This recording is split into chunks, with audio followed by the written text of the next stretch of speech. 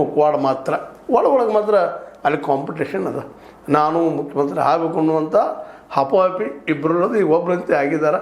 ಇನ್ನು ಇನ್ನೊಬ್ಬರು ಬರೋದು ಹೆಂಗೆ ತಡಿಬೇಕಪ್ಪ ಅನ್ನುವಲ್ಲೇ ಕೆಲಸ ಮಾಡ್ತಾಯಿದ್ದಾರೆ ಡಿ ಕೆ ಶಿವ. ಅದ್ರ ಮಾತು ಬೇರೆ. ಅದೇ ಕಾಲಕ್ಕೆ ಇವರು ಪ್ರಯತ್ನ ಮಾಡ್ತಿದ್ದಾರೆ ನಾವು ಯಾವ ರೀತಿಯಾಗಿ 2022ರಲ್ಲಿ ಸಿ ಎಮ್ ಆಗಬಹುದು ಅನ್ನೋ ಲೆಕ್ಕಾಚಾರ ಸತೀಶ್ ಅವರು ನಡೆಸಿದ್ದಾರೆ. ಹೀಗಾಗಿ ಈಗೇನಪ್ಪ ಅಂತಂದ್ರೆ ಸತೀಶ್ ಅವ್ರನ್ನ ಎದುರಿಸೋದು ಹೇಗಪ್ಪ, ಒಂದು ಪ್ರೀತಿಯಿಂದ ಸಾಮೋಪಾಯದಿಂದ ನಡೆಸಿದ್ದಾರೆ. ಅದನ್ನು ಬದಿಗೆ ಕೂಡ್ತಾ ಇದ್ದಾರೆ, ಪ್ರೆಸ್ ಮಾಡ್ತಾ ಇದ್ದಾರೆ, ಏನೋ ಪ್ರೆಸ್ನಲ್ಲಿ ಹೇಳಿಕೊಡ್ತಾ ಇದ್ದಾರೆ, ನಾವೆಲ್ಲ ಹೋರಾಟ ಮಾಡ್ತೀವಿ ಅಂತ ಹೇಳ್ತಾ ಇದ್ದಾರೆ, ಎಲ್ಲ ಮಾತಾಡ್ತಾ ಇದ್ದಾರೆ. ಆದರೆ ಒಳಗೆ ಇವ್ರು ನಮ್ಮ ಜೊತೆ ಹೊಂದಾಣಿಕೆ ಆಗ್ತದೆ ಅನ್ನೋಂಥ ಮಾತದು.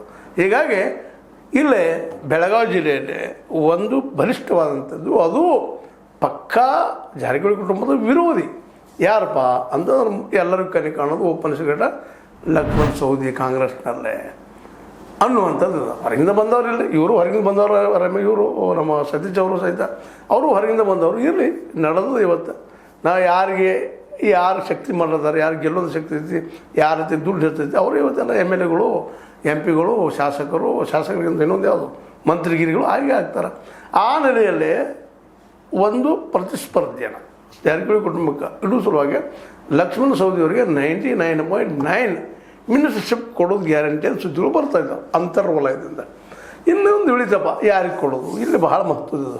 ಒಂದು ಕಡೆ ಲಕ್ಷ್ಮೀಬಾಯಿ ಹೆಬ್ಬಾಳ್ಕರ್ ಇದ್ದಾರೆ, ಹಿಂದಿದ್ದರು 3 ವರ್ಷ. ಇನ್ನೊಂದು ಕಡೆ ಪಟ್ಟಣವ್ರು ಇದ್ದಾರೆ, ಅಶೋಕ್ ಪಟ್ಟಣವ್ರು. ವಯಸ್ಸಿನ ಹಿರಿತನ, ರಾಜಕೀಯ ಪಕ್ಷದ ಹಿರಿತನ ಎಲ್ಲ ನೋಡಿದಾಗ ಅಶೋಕ್ ಪಟ್ಟಣವರು ಗಾವದ ಎತ್ತರದ ವ್ಯಕ್ತಿತ್ವ ಆಗ್ತಾರೆ.